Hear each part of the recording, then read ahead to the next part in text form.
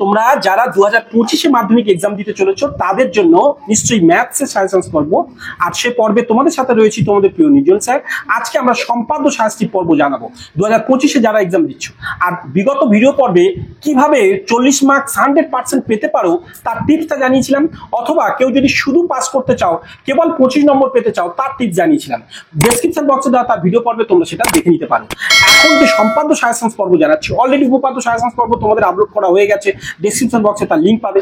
এখানে তোমাদের যেটা বলছি সম্পাদ্য, একটা কথা বলি, দেখতেই পাচ্ছ কি কি পড়বে, কিন্তু আমি তোমাদের বলি কিনা পড়বেই বলে লিখে রেখেছি জানো।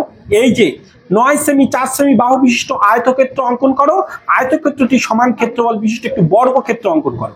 তো এইটা আমার মনে হচ্ছে দীর্ঘ অনেক বছর পরেনি, আমি ভীষণ বিশ্লেষণ করার পর তোমাদের কিন্তু এগুলো রেখেছি, তাই আমার মনে হচ্ছে এটা কিন্তু মোস্ট ইম্পর্টেন্ট। এটা দেখে যাবো, এটা অবশ্যই তোমরা 100% দেখে যেও, ভালো করে প্র্যাকটিস করো। হয়তো এগুলো চেঞ্জ করে দেবে, কিন্তু সেটা ভালো করে লক্ষ্য করো। এবং আমি তোমাদের জন্য ইম্পর্টেন্ট হিসাবে স্পর্শক রেখেছি, আর রেখেছি অন্তর্বৃত্ত।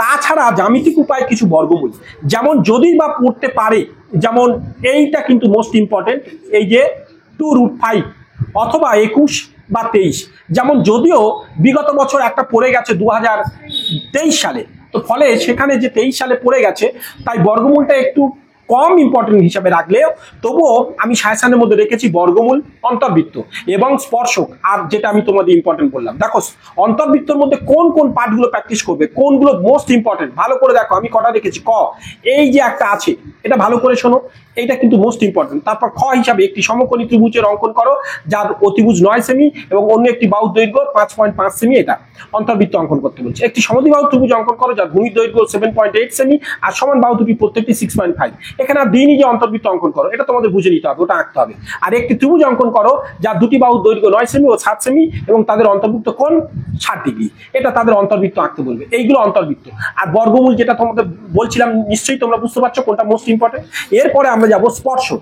দেখো স্পর্শক এখানে কোনটা ইম্পর্টেন্ট হিসাবে তোমাদের রেখেছি, দেখো 4 সেমি ও 2 সেমি ব্যাসার্ধ বিশিষ্ট দুটি বৃত্ত অঙ্কন করো যাদের কেন্দ্রদ্বয়ের মধ্যে দূরত্ব 7 সেমি, একটি সাধারণ স্পর্শক অঙ্কন করতে বলছে।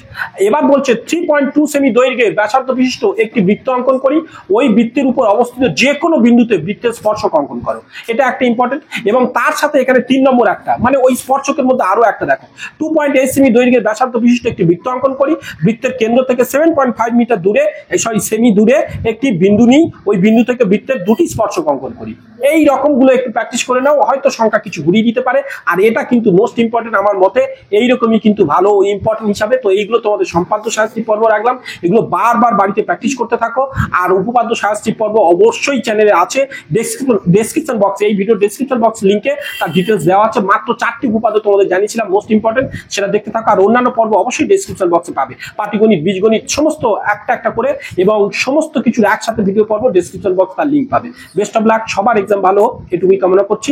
আমি তোমাদের সাথে ছিলাম তোমাদের প্রিয় নির্জন স্যার। তোমরা চাইলে আমার সেকেন্ড চ্যানেল মানে একাডেমিয়া, সেখানেও চলে যেতে পারো, ডেসক্রিপশন বক্স থেকে লিঙ্কে যেখানে পেয়ে যেতে পারো, অথবা ইউটিউব সার্চ করবে @নির্জন স্যার বলে সার্চ করলে পেয়ে যাবে, NIRJANSIR সেখানে, অথবা আমাদের বেবি ব্লগ সেখানে যেতে পারো @অথই নস্কর ATHAINSKAR, অথবা আরো একটা @অথই বাংলায় অকাথ্য হর্ষই লিখলেই সেকেন্ড চ্যানেল, সেখানেও চলে যেতে পারো। চলো বেস্ট অফ লাক, সবার এক্সাম ভালো হবে এটুকুই কামনা করছি।